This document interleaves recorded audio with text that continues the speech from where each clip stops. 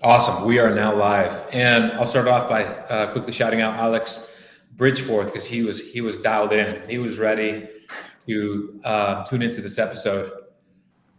So, Alex, good to see you joining in for this combo. But all right, so today we're here. We're going to have a great conversation with Matt Lamberti, who's a husband, who's a father of three, Yeah, three. two girls and one boy. That's right. Dang, that's awesome. And what do you do for work? So I work. I'm a superintendent for a construction management company. So Dude, wow. yeah, we hire out all the contractors and then we supervise the construction from start to finish. Okay, so does that make you a super handy person, or Um, are you more of like the paperwork contracting side of things? so both. I grew up in construction a little bit, and then but most of my job is spent in the weeds, in the paper, the schedules, safety, cost, stuff like that. Oh man, we'll dive deep into that. I'm just super fascinated by world, especially since like we over the course the last 10 years we've been able to invest in like real estate and just like meeting people in the contracting business and what that looks like. So I'm very fascinated by that. So super cool. Alex is like Matt's an OG SP Wolfpack member and might as well be a regional CrossFit athlete. Dude is awesome. Very kind of you, Alex. Very kind. Yeah, that's awesome. Thanks, Alex. Man, there's a lot to dive into, man. I was taking a deep dive into your social media today, so I don't even know where to start. So we'll go from the inception here. So where are you from? Where were you born? I born in Michigan, about 20 miles north of Detroit. Grew up in the same house all my life, and then went up to Michigan Tech for college, and which is in the top of the Upper Peninsula of Michigan. So that was an experience. But then Wow. been moved Wait, back wait, down why, here. why does that make it an experience? Let's it. We would get maybe 2-3 feet of snow overnight sometimes. So Shoot, yeah. shoot. Dang, that's wild, man. So, you've been in Michigan your whole life then?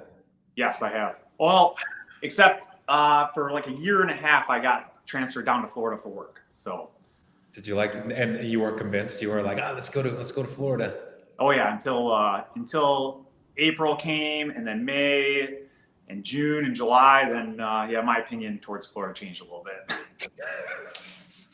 Oh man. Okay, so what's Michigan like? What's fun fact? And I don't know if you know this or not. We shot Red Dawn in Michigan. So I got to spend 3 months out in Michigan back in 2010 in Okay. Troy. I was in Troy. Oh yeah, that's literally like right around the corner from me. That's wild. So for me, like anytime we'd go, I wasn't on set. We'd go to that big mall that has that massive bridge. I don't know what it's called anymore.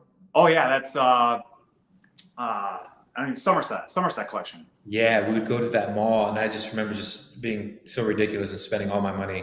We'd get like a per diem.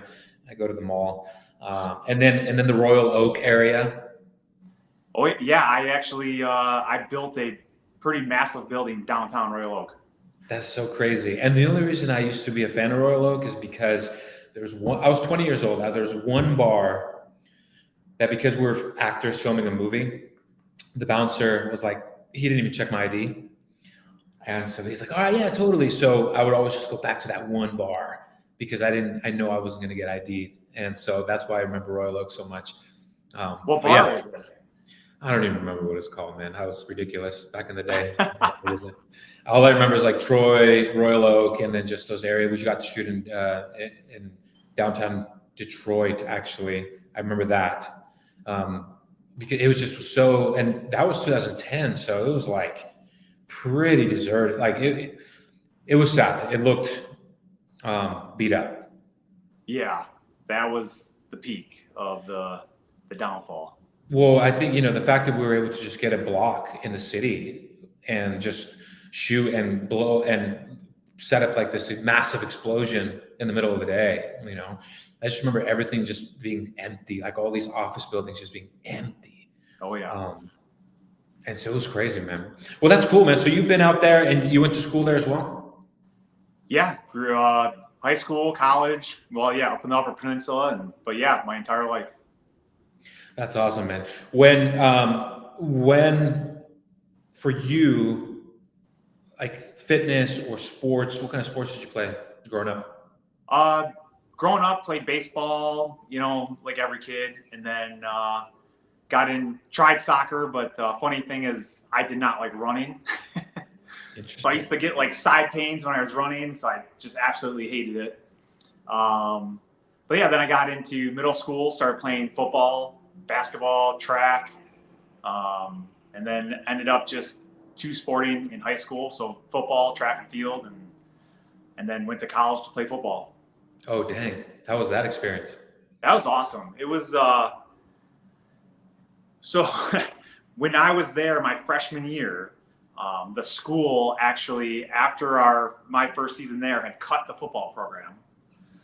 And we had come in, we were doing morning running in the spring. You get there at 4:00 in the morning. They do this intense conditioning. And then we came in, we were ready to work out that day. And then they said, yeah, unfortunately the school decided to cut the football program. So we're just sitting there like, okay, now what? And then the alumni from Michigan Tech got together and they raised enough money and they brought the program back, completely funded by the alumni. Wow. So, Michigan, they have a really good football team out there, don't they? Michigan State? Yeah, Michigan, and then Michigan State. But yeah, my wife, Ashley, she's a state grad, so go green. Oh, man. Yep. That's cool. So you guys would get involved in all those, because that's a big, game, right, between Michigan and Michigan State. That's a huge deal. Oh, yeah, that's the biggest game of the year, the Michigan State game, besides the Michigan-Ohio State game. But when did you and Ashley meet each other? So I met Ashley when I came back from Florida. So Florida is where I found CrossFit. Oh, wait, hold on. Your audio. Hold on. Let's see what's going on with the audio really quick.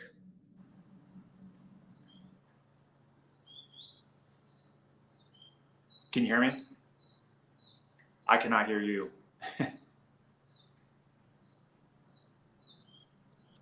Okay, good to go. Can you hear me now?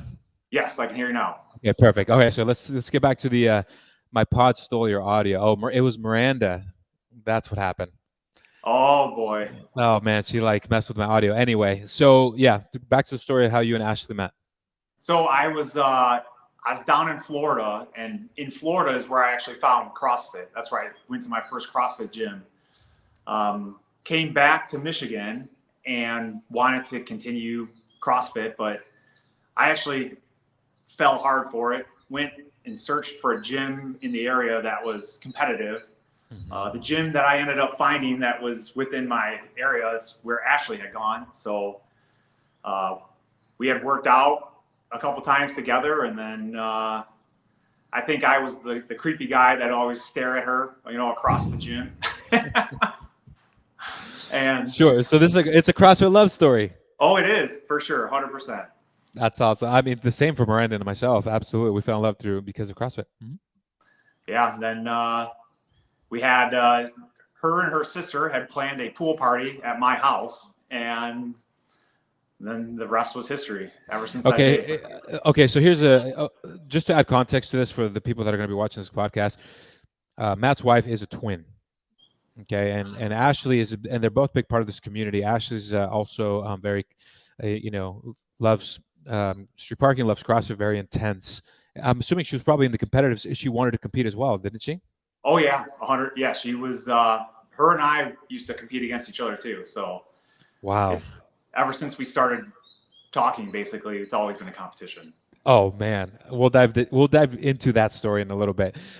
Was it just Ashley or her sister? It's Mara, right? Is her sister? Yep, Mara's her sister. Were they both in class, or was it just Ashley doing CrossFit at the time? No, they both were, and her mom and her dad were all members at the gym.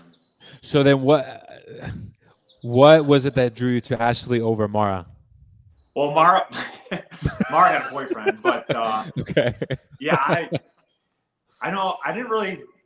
It's kind of like the love at first sight kind of thing, I always told her when we first started dating, and I was like, the minute I saw you, there was something different. So Wow. yeah, there was a connection there immediately. That's special, man. Okay, so you tried CrossFit. What year was this when you tried CrossFit in Florida? That was probably 2013, I think. Oh man, so that was like, the games were growing. That was like during the Froning, Bailey, like, Kalipa. That's Oh awesome. yeah. Okay, cool. So you found CrossFit in Florida, and then you went back to Michigan. You're like, I want to look for a gym. You found the competitive gym. Am I following correctly? Yes, you are. Okay, and then from there, so talk to me a little bit about like how that's been for you, and how that has evolved for you since you found the methodology, the fitness, and to where you are now.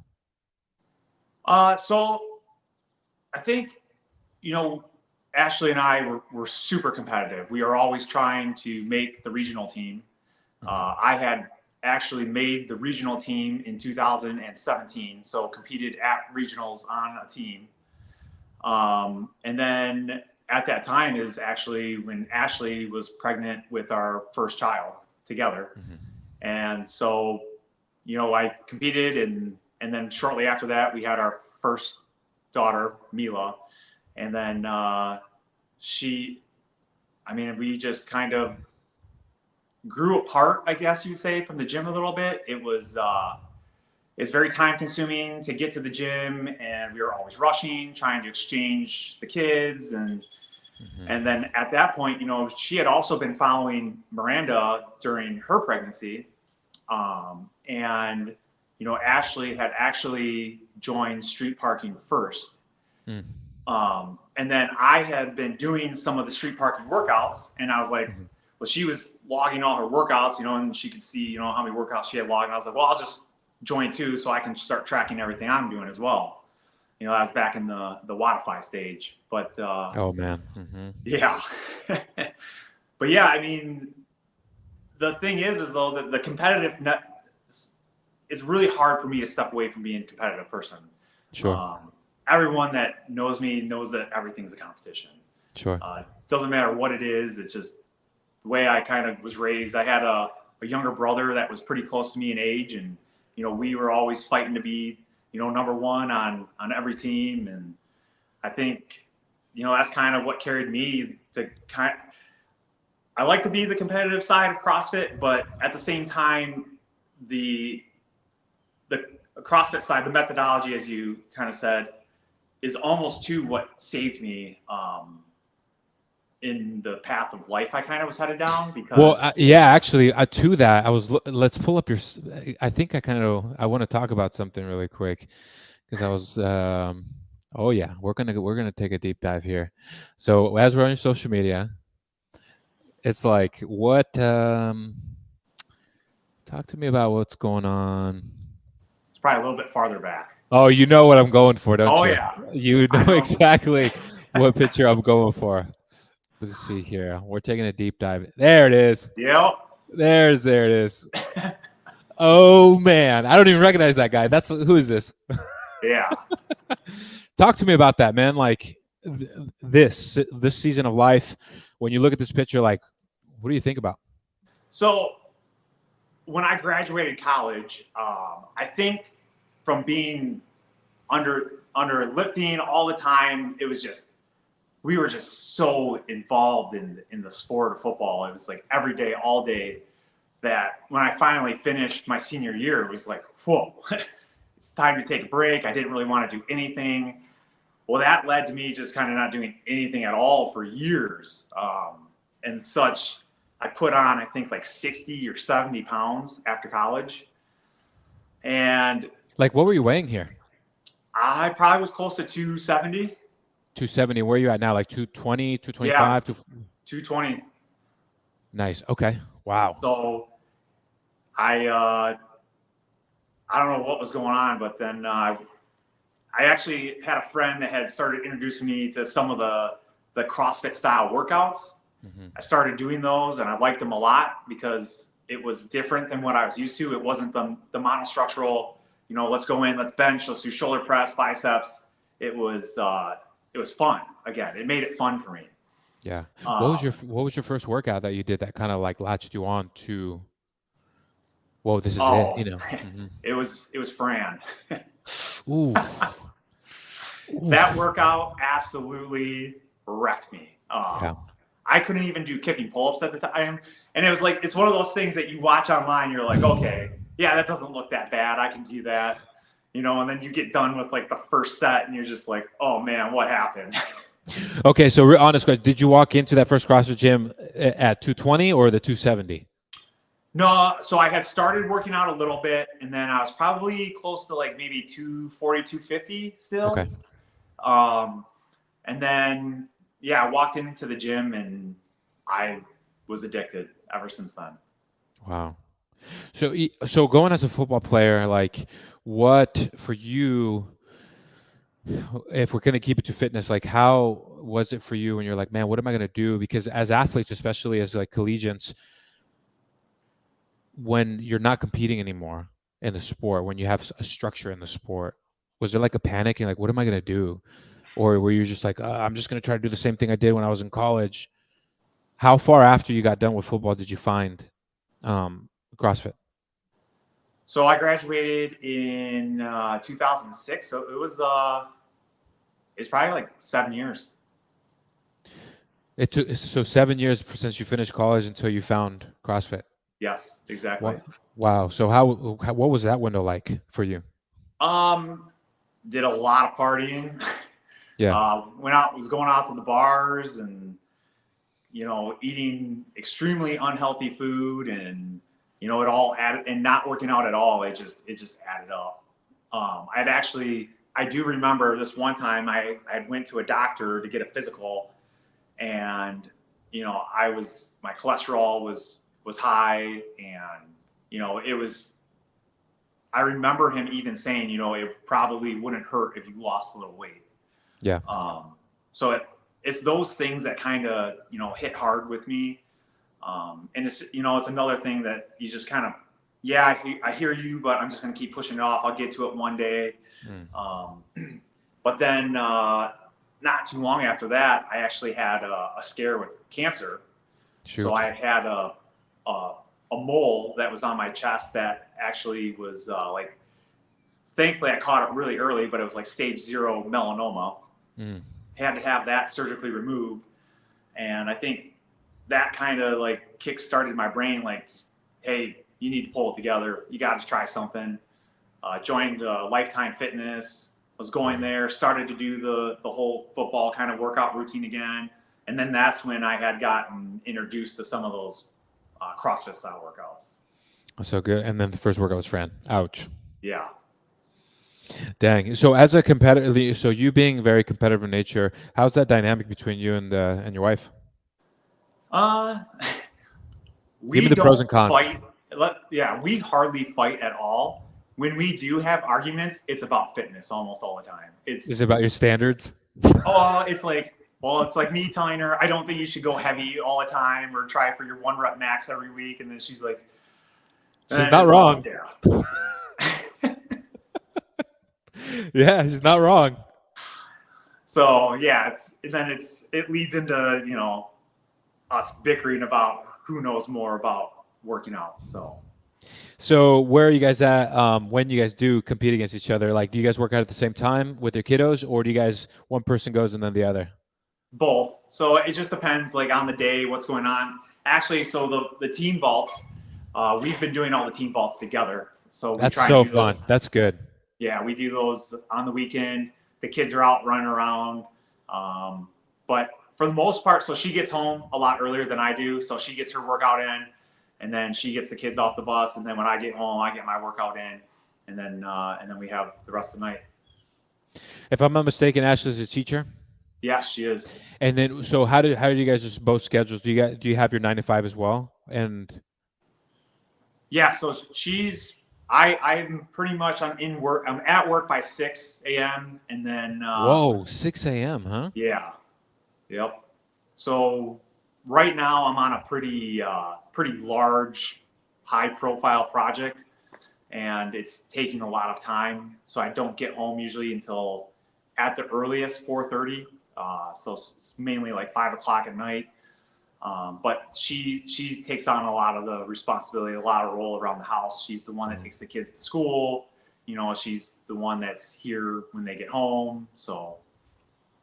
Wow. Okay. So now looking at your page here, you've done a lot of competitions, a lot.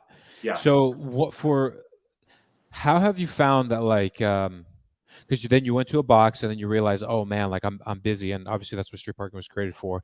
I always get curious when I speak to other people that are still in the competitive scene, like what has allowed you to still stay with the program? Because a lot of the times you'll find people that think they need to do more, or I need to be doing this and this to be competitive. What has been your peace of mind to stay the course, even with what we provide or what street parking provides? I think it's that drive to be competitive. I think Ashley and I talk to her sister Mar about this all the time because I don't have the time to do more. I can't find the time. I literally don't have the time. So it's when I work out, I go as hard as I can for that workout. And I think the intensity that I perform the workouts at kind of makes up for the quantity.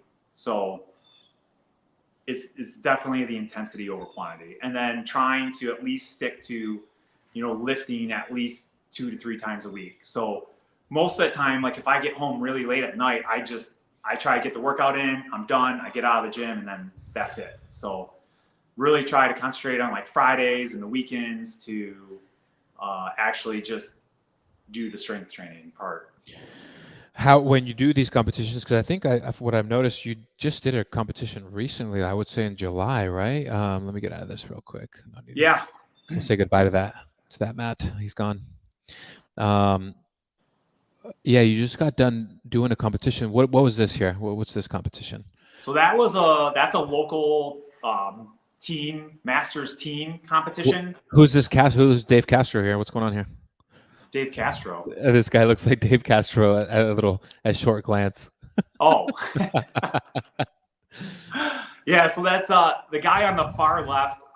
He went to the gym that I started at in Michigan. And then the other guy was his friend. And that's my first competition working out with him. So the one on the far left, we've done a couple of competitions together. And then the one in the middle, this was our first. But then I think it was like 2 weeks after that, I did the Fresh Coast Games. And then that is where Rich Froning and Dan Bailey had a team. I think I saw that on social media. I was like, wait, did they compete? What was that experience like for you? Oh, they absolutely dominated the entire competition. So, yeah, that was fun. So Rich actually had a team last year. So I had done the Fresh Coast Games last year, and we beat him. We took first that year, and I think he was a little sour about not even podium. Right. And he brought Dan into the mix, and yeah, then they crushed it. Wait, you're saying Rich competed last year in the same one? Yeah, that was his first year doing the Fresh Coast Games.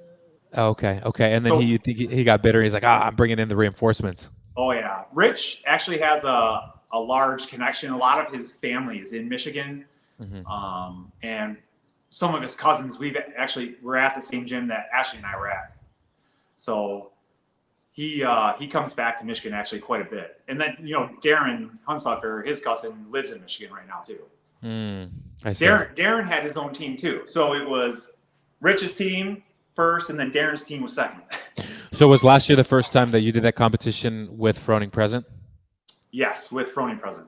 I remember I remember when I competed it was like in 2015 Wadapalooza, 2016 Wadapalooza, the first time I competed, and I was in the lane right next to him. I don't know, there was something like I kind of nerded out for a little moment. I had a little moment of that. What, did you have something similar? Oh yeah, plus this is it's not a large competition like that. So you're right next to Rich and Dan warming up. You're just shooting the wind with them, and it was really cool. It was really cool. Yeah, and that was during the time too. I was dating Miranda, and I were first dating. So then after that, she had been really good friends with him. So after that, I was been around Dan and Froning multiple Yeah. times. So, there's a master's division. So if you feel like, you got to come back a little bit, I could for sure use a teammate. So, I see what Mara's over here dropping. She's oh like, "Come yeah, next year." I think about that randomly because, well, actually, I'll be stepping into the Masters division as of Sunday because Sunday I'll be 35. nice. Yeah, so I'll be 35. But man, I look at the athletes out there. And here's the thing. It's one thing doing local comps. I actually have told Miranda I would love to do some local ones. I don't want to change my training, and more so the kiddos like Knox and Banner can start to watch Papa, and even for her, if she wants to participate, and they can see us doing the fitness because it is part of our lifestyle. And because there's still people that enjoy the competition, and it's fun. It is fun. It's definitely for me. I've had to adjust my expectations, being from like the what my fitness was, and it's like, okay, stop taking yourself so seriously. Like that's been a mental hurdle for me to overcome for sure, and I think I'm just coming to peace of mind with it. Yeah. So we actually, so the Fresh Coast Games is on the west side of Michigan, and it's gorgeous over there. The beaches are beautiful, and we actually some of the years we take the kids and we go camping, and then the kids can spend the day at the beach, and then we compete, and they get to watch us, and it's a long day for them, but it's actually pretty cool that they get to experience. That's cool, man. So does Ashley compete in that one as well, or just you're the Yes. one tackling that? Whoa. So are you guys just trading off back and forth with the kiddos? Yes, exactly. Oh man. Yeah, that was this year we elected just to do it with us two, and last year we did it with the kids, and it was a lot. Yeah, that is a lot. They were just probably so over it, huh? Yeah, we were I was watching Ashley do one of her workouts, and the next thing I know, Mac, my son, he was just like darting off into the lake, and I was like, okay. Oh yeah, for sure. How old are your kids? So Mac is 5, Mila is 6. She turns 7 next week, and then Charlie is 12. Wow, that's a beautiful place to be with their age, isn't it? Yes, it is. Man, because Knox is 7 now, and he's like our little buddy. Like how he's able, and even Banner, who's 4.5, travels really well. Like obviously the patience is very low. He's still 4.5, but when I found that Knox hit that 5.5 to 6, it was like a game changer. I was like, whoa, like I can really start to have good conversations with you, and so that's special. How have since they've grown up in the culture of fitness, like how have they adopted it? Oh yeah, they hang out in the gym all. The gym is one of their favorite places. We are almost fighting with them to try and get them out of the way sometimes when we're working out. They don't leave it at all sometimes, but they play with the equipment. We have I got a small squat stand for them. They have one of the kids pull-up bars, so I also have a lot of equipment for them. Yeah. And I kind of let them do what they want. I'm sure you know how it is. I don't want to force them to do anything, and I want them to kind of make their own path. And if they enjoy it, great, and if not, and something else is what they want to do, then so be it. But Mac actually has taken a liking to running. I don't know why, but we'll just be sitting here, and he's like, "See, you guys, I'm going for a run," and a lap around our block is almost exactly a half a mile. And he did it in, I think, 4 minutes yesterday, and he's 5 years old. Whoa. Yeah. Whoa, that's awesome. So how has that been? Okay, you're a competitive dad, and even Ash is very competitive. What have you had to have a level of awareness to make sure that you don't push your kids too much? Or Oh have you ever yeah. found that it's been a slippery slope, like, oof, maybe I shouldn't have done that? How's that been? Yeah, I mean that's where we're at. We try to get them involved as many sports as possible. So we let them. I enroll them in like t-ball, in soccer, in swimming. We're just kind of letting them, decide what they like, and then let them kind of make their own choices. So we do not force them to do anything ever. If they like one day, Mac was pretty upset about swimming, and he didn't want to swim. We were just like, that's fine. We're not going to force you to do something you don't like. So Has that, and that's hard for you? Has that been hard at times? no, honestly, it hasn't, just because I know they're still so young. Yeah. Like myself, I really didn't get like into sports really competitively like until probably like 7th grade. Mm-hmm. So I think that just watching them kind of have fun though is what, fuels me. I just enjoy watching them do whatever they want to do. Yeah, because I see. Have you guys ever been involved in some kind of like competitive, like kids leagues and stuff where they travel all the time? No, not yet. Yeah, those are the things I worry about, man. Because I see all these like parents just talk about it's just like they're all over the place. Oh yeah. Yeah, I see. Ashley was telling me, because I'm not involved with the high school anymore, but she still is that some of these kids, the parents have them in these travel leagues, and then they get to high school, and the coach is literally telling them, well, you're not going to be a starter, you're not going to be on the team unless you do all these travel leagues. And it's just like, that's so different than from when we grew up. It was, we had fun, we enjoyed it, tried out for the middle school football team, and now you got to start playing football at like 3 years old. That's so crazy, huh? Yeah. Yeah, totally. We don't. We tried Knox right now. We'll post about it. We have him going to this thing called Kids Strong. It's like pretty local. It's probably like 40 minutes away. It is like a CrossFit Kids class. They've done a good job of really putting something together like that. And we have found that once we have our new rig set up, as we finish up our home, giving them a designated rig that has like monkey bars and stuff like that, and like rocks to climb and stuff like. It's like I think for Murr and I, we've recognized like, hey, let them develop body awareness above all else in this season of life. Yep. And that will propel them when they're ready to do, if they want to do the competitive sports, that'll get them way advanced their peer, way further than their peers. Just because that body awareness, especially at such a young age, I look at high schoolers when I go up and, coach the high school. They're lanky. They don't know how to use their body.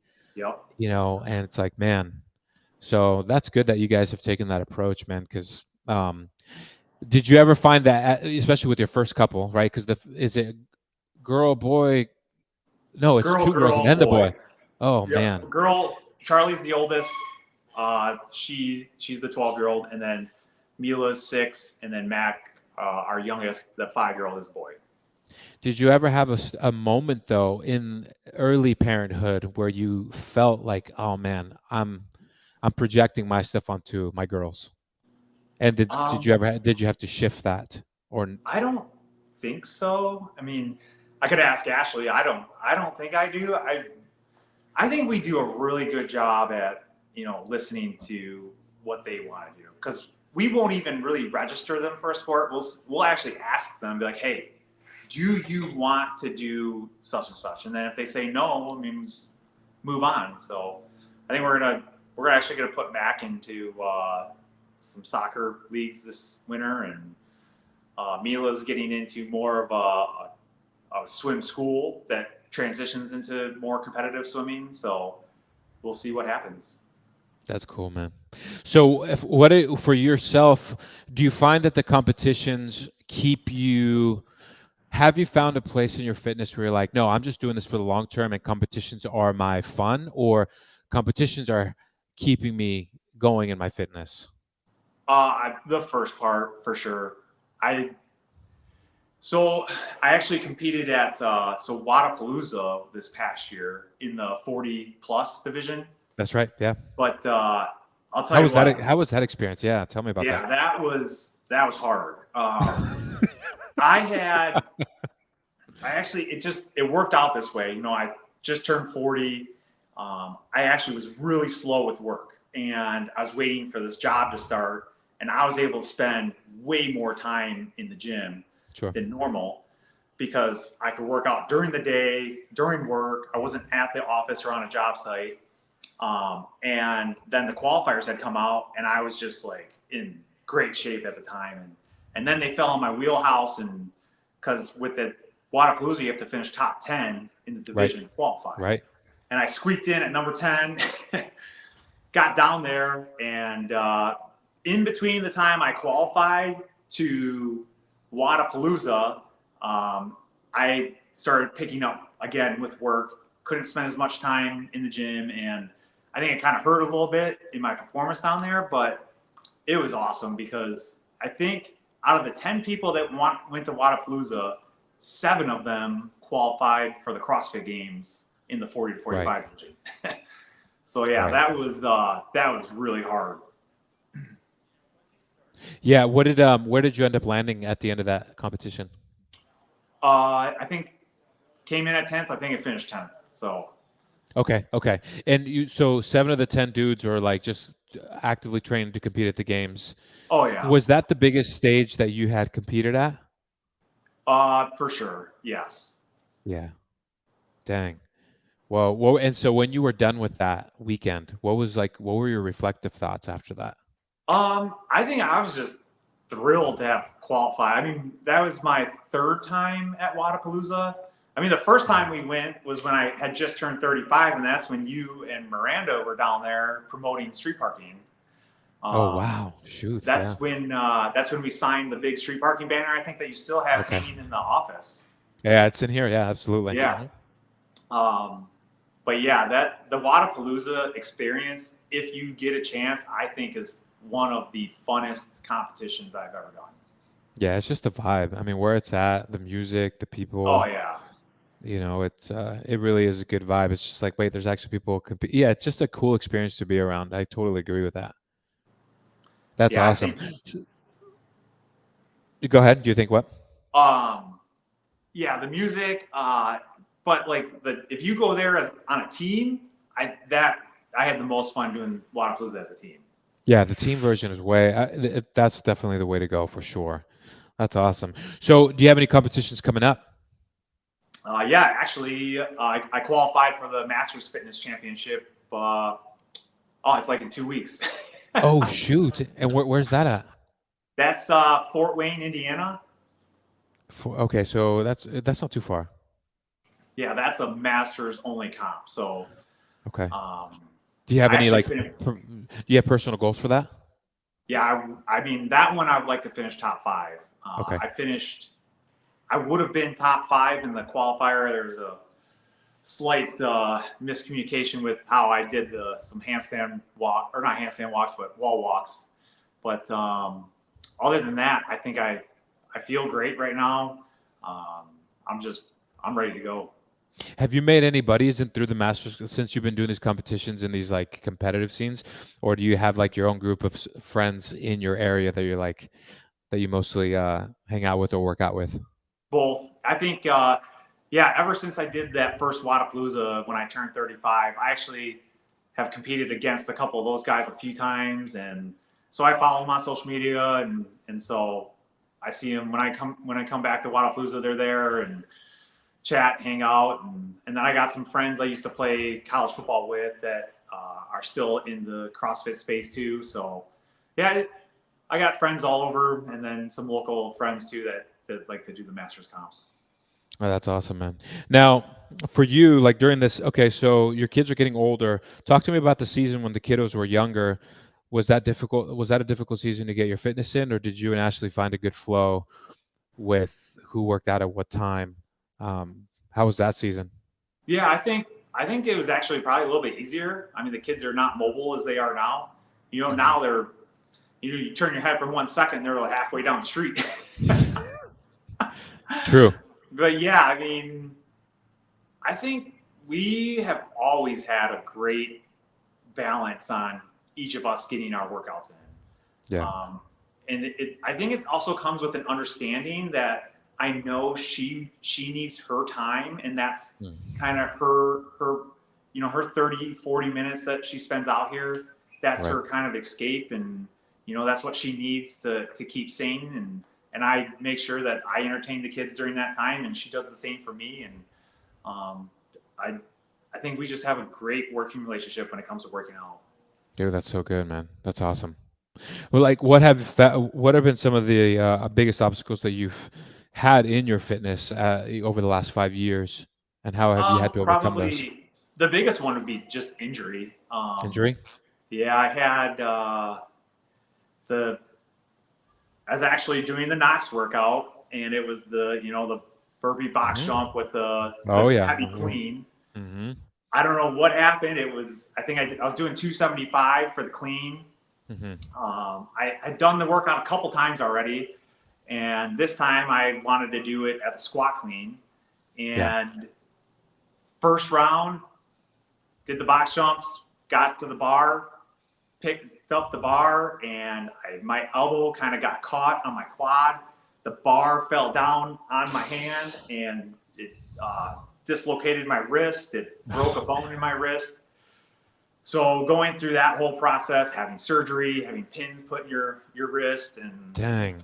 yeah. So that's why that Wadapalooza comp, when I turned 40, qualifying for that meant a lot to me, because it was kind of like I did it, I qualified it for it when I was before injury, and I was able to, get back to that same level post injury. So that was probably my biggest obstacle.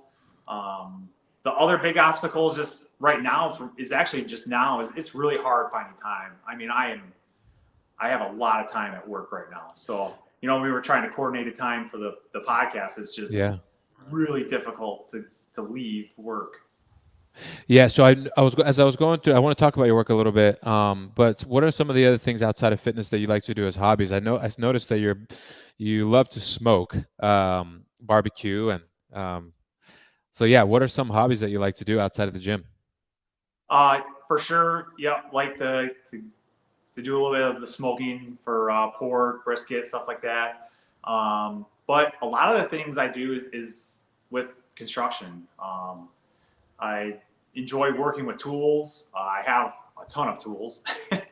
Okay. But yeah, building a garden or renovating a room in the house is just. Oh, you like to do all the DIY stuff? Oh yeah, it's relaxing to me. Oh man, so does Ashley come to you and with like a Pinterest or an Instagram, be like, "Hey, can you do this?" Are you that husband? Yes. That's exactly what happens. Oh Yeah. man. See, Ashley, if you're watching, you should start your own social media account just doing that. The little before and after videos that take 1 minute, even though the project takes like a week or two. Oh yeah, she'll start. All right, you spent enough time on the project today. You got to come hang out with us. So. Oh man. So how did you go to school for what you're doing now, or was this something completely? Yeah, no, I went to. I have a degree in civil engineering.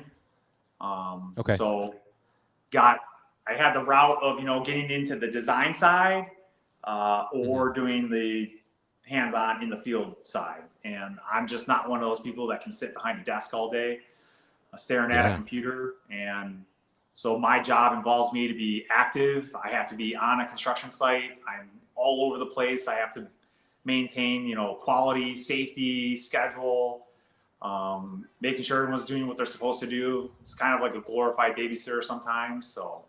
Yeah. Yeah. What are the biggest difficulties in your job? It's schedule. Ever since COVID hit, it's extremely hard to get materials. Materials have long lead times. And then a lot of people exited the trades. Because how big are projects are you talking about?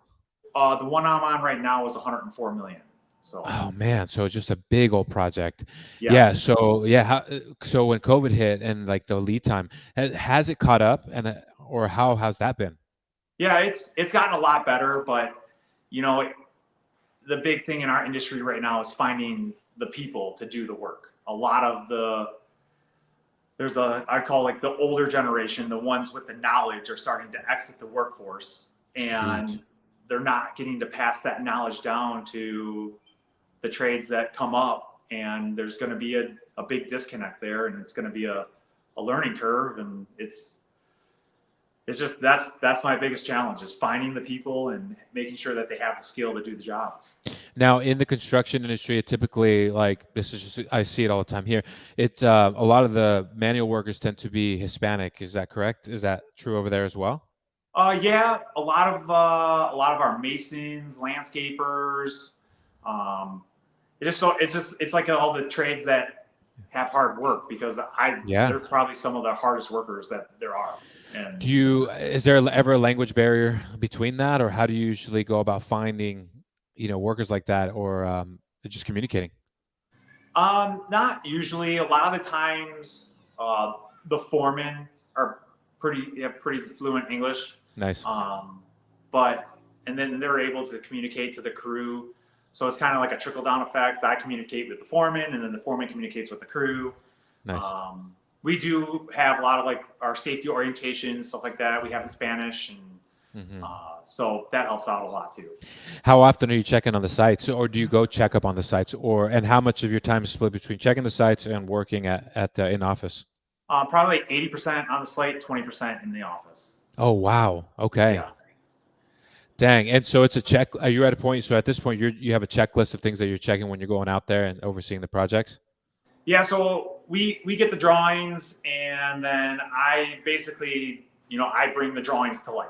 So I'm checking every single little detail, making sure it's done per the drawings, per the specifications, making sure it's done sequenced, everyone's doing their part before the next person gets to their part. Yeah. So it's coordination. So today, I think there was 117 contractors on site today. Man. So man. Yeah, that's why my hours have been pretty long right now.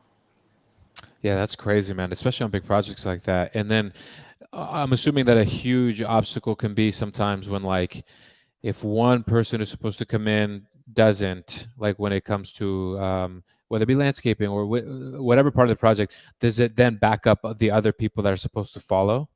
Oh yeah, all the time. So that's why I'm really big into schedules, planning. So I think that's what helps me be successful, is projecting and being able to make sure that everybody knows, hey, in 2 weeks or about 2 weeks, this is going to be your time to do your job, and making sure that they know that and that they have the materials when the time comes, and so that helps out a lot. Is your industry, like, as far as communication, is it pretty like it's like very direct and very like, hey, yeah, how are those relationships when dealing with like the foremans and other companies and stuff? Oh yeah, they're very direct. I mean, it's a hard part of the job. I mean, like right now, I have a great group of contractors, but sometimes you get these jobs and the contractors are just not great. And like, what makes them not great? Well, they don't follow direction. They're not showing up. They don't have the right manpower. They're literally performing the work wrong, and they're going to have to redo it. And so yeah, there's times it gets pretty heated. And that's the thing that I don't like about my job, is that I don't try to start confrontation, but there is for sure confrontation on the job site. Oh man. And you've been doing this for how long? Almost 20 years. Okay, yeah. So you're able to kind of really spot like a good crew versus a bad crew, and you're just like, what is happening here? Oh yeah, now, I know immediately. I'll know within a couple of days of them being on site how good they are. Now, so you work for a company? Correct. And how long has this been? You've been with that same company for 20 years? No, I've been with 3 different companies now. So the one I have been with now has been the longest. I've been there 9 years. Mm-hmm. So yeah, I've worked for a company that is, I think, last I heard, I think they're like number 3 or 4 in the world. I've worked for a company that is like mom and pop owned, and I think like right now I'm kind of like a little bit on the bigger side, but not that big. So I get what you're saying. Because I mean, 100-something mil project is still like that's still a lot of moving pieces there. That's a lot. That's a lot of moving pieces. Whoa. And that's why. And then, do you guys have projects lined up already where you kind of know, okay, this is going to be a heavy season right now, and it's going to slow down? Not really. I mean, it's crazy part about my industry. I could finish this job, have a little lull, or I'll finish this job and then they'll call me and be like, hey, tomorrow you're going to such and such. So, Yeah. And what's the furthest you've had to travel for work to go manage a project? The one that I had to do in Florida. In Florida? Yes. Wow. And how long did you? It was like a year, you said. Yeah, just about a year and a half ish. Oh, how was that? How was your commute with the family during that time? So that was actually back when that was before I had even met Ashley. I had Oh, been that's right. Oh, married. that's right. I was married actually before Ashley, Okay. and but that pretty much destroyed that relationship because I think it was actually a good thing because it brought out some stuff that It's amazing. You're married to Ashley. yeah, yeah, that's exactly that Florida job is probably the best thing that could have ever happened to me because it changed the way the rest of my life happened. Dang, absolutely. You know, for sure. And how is it now? Mara, does her husband work out? Oh, yes, he does. That's good because I'm reading a comment that she says he likes to deal with his sister-in-law. Do you guys spend a lot of time together? Do you guys live close? Yeah, she only lives like 2 miles, 3 miles away. So Whoa, and how often do you guys get together to do fitness together? not that often. Wow, wow, She Mara, probably wow. works out with Ashley more, Okay, but I don't think I've worked out with Mara actually probably in it's been a long time. yeah, wow, that's Yeah, cool that's though. Mara, Ashley, myself, and then that one guy that was in that photo you pulled up from that Masters comp. That was my first team competition, and that was before I had started talking to Ashley.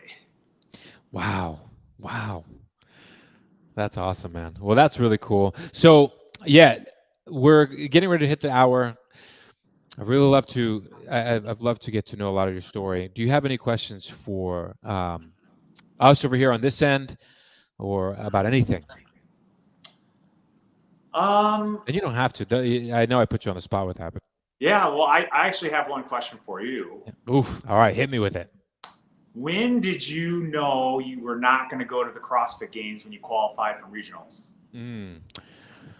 When did I know I wasn't going to go when I qualified for? Okay, so the decision had already been made. I think in 2017, Miranda, when we were living in Irvine, and I was training for regionals. My goal was just like, all right, I'm just competing. This is all I know what to do right now, because I had even kind of pulled back from like the whole acting situation. I knew I wasn't taking it as seriously anymore. I was running a meal prep company, and then we were pregnant as well. And so Miranda brought up the question, hey, if you qualify, are you going to go? And in my head, I hadn't even thought that far in advance. So it was great that she had asked that before the competition because it allowed us to come up and me to make the choice, the decision. Well, if I do qualify, because me, it's hypothetical. I don't know what the workouts are. So, like, all right, we can have this conversation. I was like, I wouldn't go. She's like, really? I was like, yeah, because my goal was just to qualify. If I'm being honest, I was doing it to prove Dave Castro wrong because in 2015 when I had qualified and that was the year that Bridges didn't make it and we had bumped Josh Bridges out of the SoCal region. It was like a big deal. He had asked Beckavoy at the time, who was my training partner. He's like, "Hey, do you think Julian qualifying was a fluke?" And I had taken it so personal. I was like, "How dare he say that I was a fluke?" So in 2016, I didn't, compete, or I didn't qualify. I took 10th actually, and then in 2017, I kind of changed up my training completely, and I was just like, "All right, I'm just going to qualify." Um, and so when I had gone there and I kind of saw how the weekend was unfolding, there was a part of me I was like, "Oh well, can this happen?" But then I was like, "No, for what?" Like, it really was at that point a very personal. My journey I knew was going to come to an end after that weekend, and I was ready to just kind of focus on being a dad and also to really start to focus on like what I wanted to do for my future because Yeah. Miranda was the main breadwinner at the time. She was working for CrossFit still doing seminars. She was also working for Progenics, so she had dual income. She was the main breadwinner. I was doing the meal prep company, but it wasn't anything. It was just starting to pick up momentum.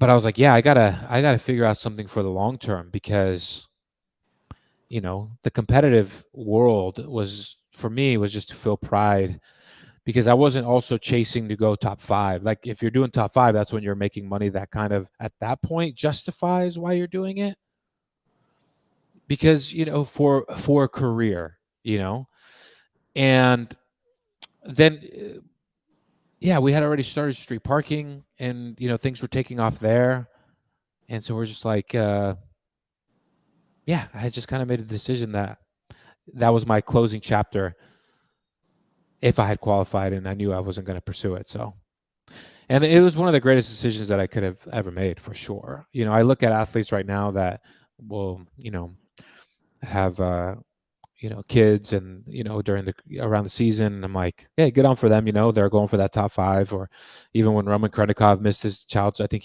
birth to compete at the games for the first year, it's like, everybody has the reasons for doing it. Like, for him, I think he ended up saying, like, well, he was a contender, so he's like, I wanted to make money to bring my family out of Russia or something like that. Yep.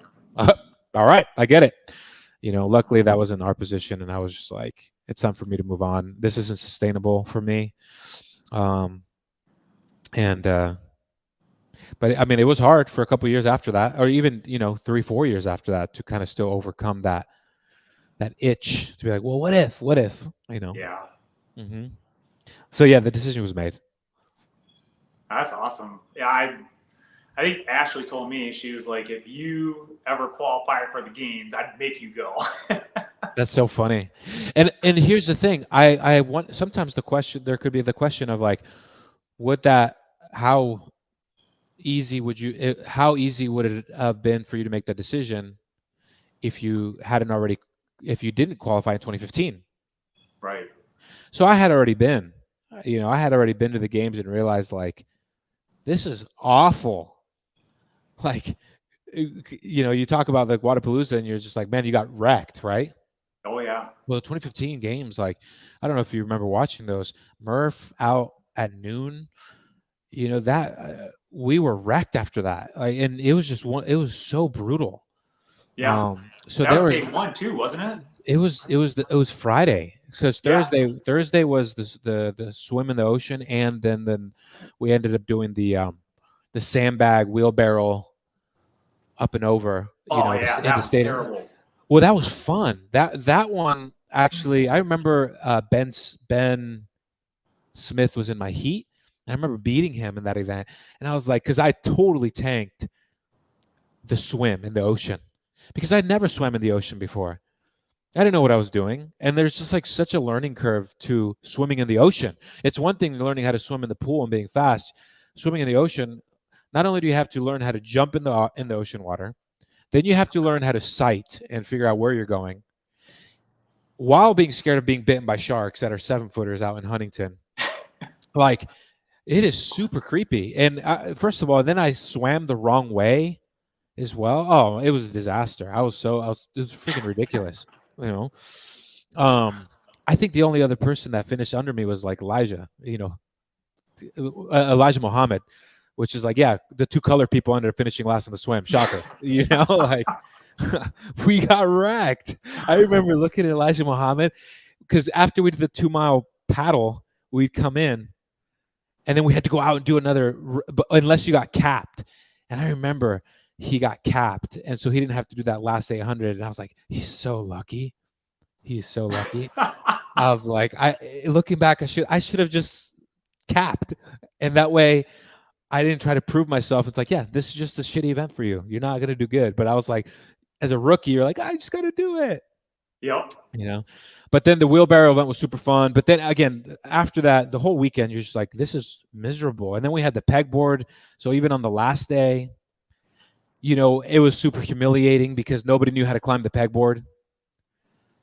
I remember all that. Yeah, man. So like in 2016, I was like, what am I doing? I don't think the drive was there. I was like, why? The question was like, why are you here? What are you doing? And in 2017, it was definitely more to fulfill. It was to overcome an inner challenge for myself to finally prove to myself that I am good enough to compete in this sport. It wasn't just a one-off. Oh, he got lucky. It's like, no, if I dedicate myself to something, I am capable of doing this.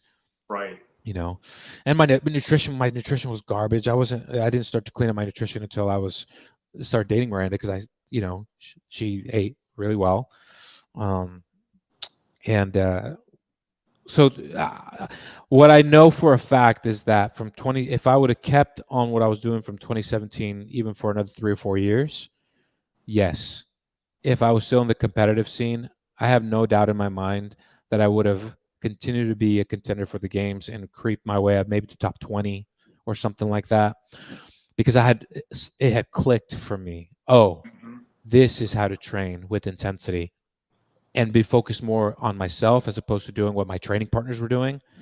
Like, I'm doing this for me. I know my weaknesses, work on those. I'm already strong enough, and then and then my nutrition was starting to get cleaned up. I had become a father. So then there's that pride that comes with that, like, I am man, Yep. But why? Because for what would I be fulfilling at that point, because look what happened with street parking, because Miranda and I chose to commit to street parking. Right.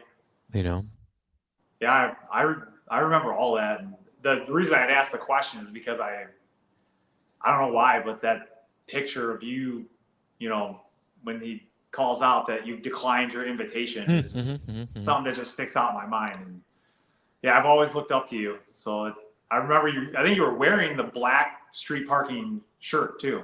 Oh, let me tell you, I can't even tell you the amount. I appreciate that. Thank you. I can't even tell you the amount of times that Miranda has talked sense into me throughout our whole relationship, and that was one of them. I remember, because I was young and I just wanted to make money every opportunity I could.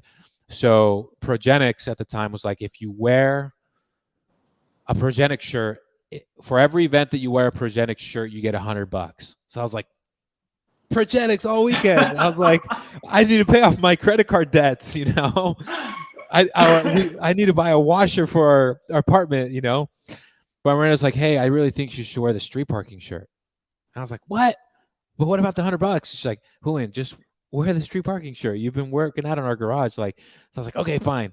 And sure enough, like, yeah, that's I think that really it built and added to the story of street parking, of what we were doing and how it was built, and continue to put it on the map during that time, because that was the year, Matt, that it was all dumbbells. That was the regionals. That was all dumbbells. Yep, I remember. And so that. We were already doing dumbbells with street parking. Like, that was our point, that we were trying to prove to people. You could do all of this with a pair of dumbbells. So I was doing a lot of dumbbell training. So it was great. Yeah, and then you beat everyone to the punch again with the wall walks. I'll never forget that. Oh, exactly. Yeah. So looking back, man, it's a wild ride, and but no, I will definitely not be doing masters. That's for sure. I will be doing local competitions, just to, so that our kids can see mom and papa do some stuff together. I think that's fun, and so that way they can see that we don't take ourselves too seriously. And here's the thing, like, you and I, we're 1% of the fittest people in the world. We may not be the 1% of the fittest people in the CrossFit game in the community, but we are 10%. And we're 1% of the fittest people in the world. 0.001% of the fittest people in the world. You know, and that is that is truly something to be proud of for both you and I. Because what you and I are able to do, and I'm pretty sure you probably get this when you go on contractor jobs. So the men want to talk to you about fitness. Like, oh, so hey, I'm right, aren't I? Like, hey. Oh yeah, they're like, what's up, biceps? Exactly. They're like, oh, or they'll start to tell you about all the times they used to work out. Like, oh, I don't work out anymore, but because all of a sudden, we just show up, and they're like, oh, they just become vulnerable. They just start to pour their fitness story on us, and we're like, whoa. Oh yeah. I will say real fast that I have impacted a lot of lives through my work too. Absolutely. The amount of people that they see me, they see what I do, and then they go off and try it on their own. I mean, I have guys that, they stop smoking, Dang. and whenever I get somebody like that, it just makes me feel really good. Do you have any? That's awesome, man. Do you have any like check-in? Like, so for example, Miranda and I will go and do a DEXA scan every 6 months, which reminds me that I got to schedule one. I've been telling her I was going to schedule one for the last month. But for us, because it's instead of going to, not that we're anti-doctor, but we do more check-ins with the DEXA scan to check what our body fat percentage is at, what our bone density is at, what our visceral fat is at, as we value that more than doing a regular doctor's checkup. Do you guys have anything that you do now to check or keep yourselves like something that gives you data around your health markers? Actually, not really. I mean, I'm so similar to like how you were with Miranda. I mean, when I met Ashley, my diet was cleaned up. It was like everything changed. But yeah, we really don't track anything. Cool. I think, I definitely would like to know. I don't know why we don't actually. If you guys do it, I think the DEXA scan is something that I feel like you and Ashley would really appreciate, just because, again, it goes back to like keeping you accountable to like your body fat percentage, because it's less about the aesthetic. It's more of like, yeah, if it swings by 3, 4, 5% over the course of 6 months, like what's going on with my nutrition, Yep. Same thing with bone density. Like, oh, am I neglecting my lifts? Am I weakening? And then there's the visceral fat, like, which is the fat around your insides. Yep. That's huge around your liver, and those are very important things for us, for sure. So DEXA scan, I think, would be something good for you guys to look up locally. Yeah, we should definitely, we would try and do that. That's awesome, man. Well, okay, cool. That was a great question. That definitely led us into a lot. Any other things? No, that was probably the only one that was on my mind. Awesome, brother. Well, just know, man, like, you've always been, I really value having men like you in the street parking community, because it's very clear that it's real. Like, hey, I work, all day, and I still find time to get my fitness in. Can you be a fitter version of yourself? Sure. But I'm focusing on health and fitness and taking time to spend with my family, and that's the priority. And it's just a great, real example of health and fitness. Oh, yeah. Yeah, I think great.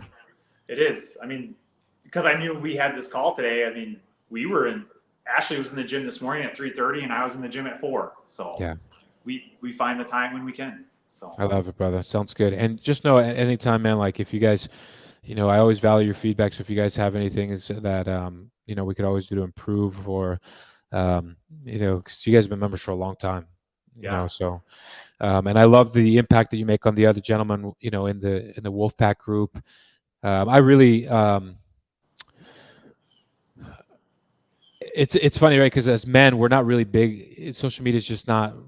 We're not big on that. We're like, whatever, I can care less, But I feel like many men out there need street parking as their form of rehab from, the CrossFit Games attitude. I need to do all this and I need to do all that, finding a healthier balance. But, that's why you and I are out there. So that's right. Awesome, brother. Well, cool, man. Thank you for your time. Tell the family we said hello, and I'll see you tomorrow for our vault workout. Oh yeah, can't wait.